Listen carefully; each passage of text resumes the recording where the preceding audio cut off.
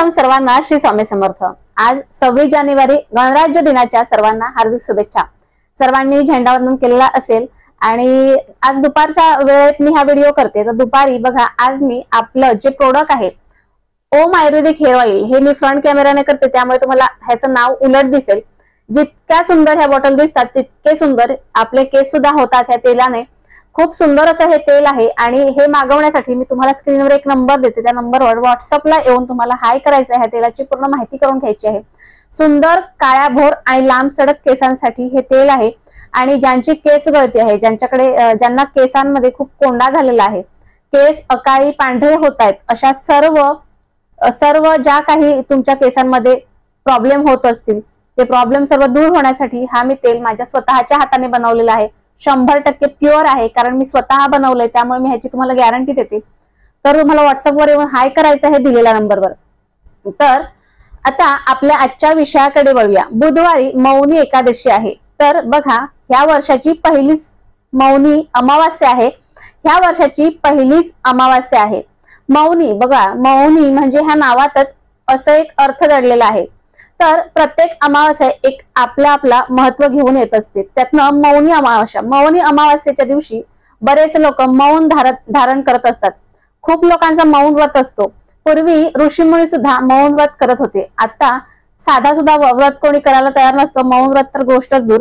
तर ह्या दिवशी मौन व्रत जर करायचं असेल तर अत्यंत शुभ आहे।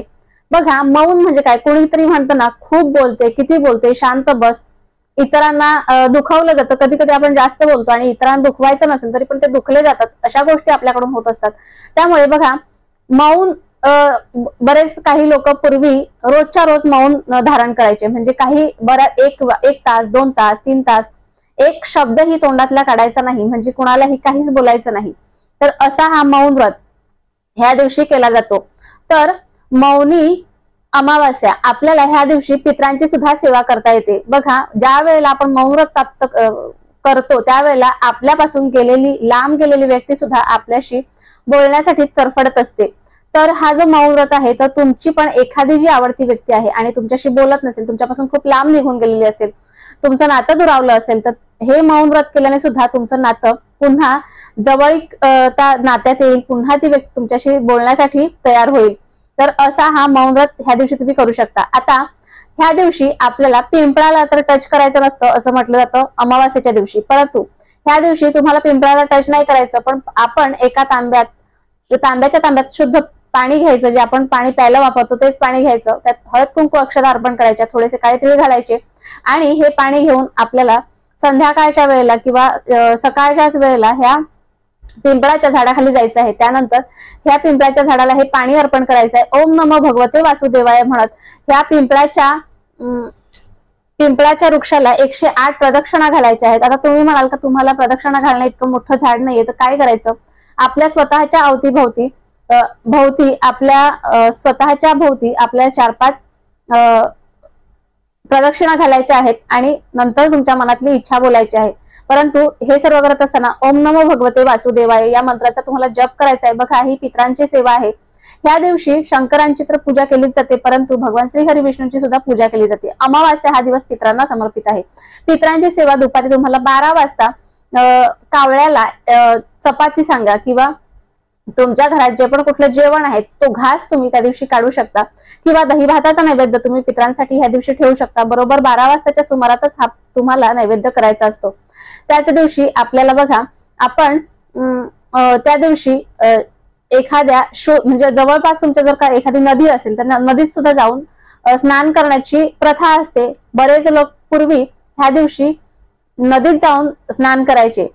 तर आता आपण जिथे राहत असतो आणि तिथे जर का नदी नसेल आणि ती प्रथा आता बरेच लोक नाही पाळत, पण काय करायचं, आपल्या घरात आपण गंगा जलाची जी काही बॉटल आणलेली असेल त्याच्यातले काही थेंब आपल्या आंघोळीच्या पाण्यात घालायचे आणि त्या पाण्यात आपण स्नान केलं तरीही चालेल। मौनी अमावास्या ही अमावास्या अत्यंत शुभ असते आणि ह्या दिवशी मौन आपण धारण नक्कीच करायला हवं। तर आज छोटे छोटे काही आपल्याला उपाय समजले असतील आणि ते आपण केलेच पाहिजे। पितरांची सेवा केली पाहिजे।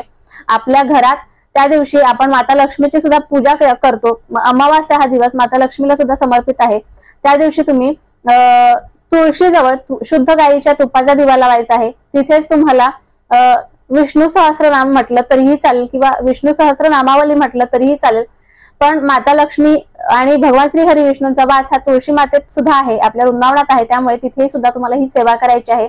त्या दिवशी आपल्याला कुणालाच दुखवायचं नाही, त्याच दिवशी असं नाही तर कुठल्याही दिवशी कुणालाही वाईट वाटेल असं तुम्ही कधीही बोलू नका। आणि मौनी अमावास्या ह्या अमावास्यात नावच दडलेलं आहे की मौन, आणि ह्या दिवशी खरंच तुम्ही सुद्धा मौन काही वेळ तरी नक्की धरा, म्हणजे त्या वेळेला तुम्ही कोणाशी बोलायचं नाही, काहीच करायचं नाही, शांत बसायचं। तुम्ही त्यावेळेला देवांचं नामस्मरण करू शकता, त्याच दिवशी तुम्ही श्री स्वामी समर्थ किंवा ओम नमः शिवाय या मंत्राचा सुद्धा जप करू शकता। तर तुम्हाला समजलं असेल की मौनी अमावास्या काय असते। तर आजचा छोटासा व्हिडिओ तुम्हाला कसा वाटला हे तुम्ही मला कमेंट बॉक्समध्ये जरूर कळवा, आणि हा तेल मागवण्यासाठी व्हॉट्सअपवर दिलेल्या नंबरवर नक्कीच हाय करा। तर पुन्हा भेटूया अशाच एका नवीन व्हिडिओ सोबत, नवीन विषयासोबत। तोपर्यंत सर्वांना श्री स्वामी समर्थ।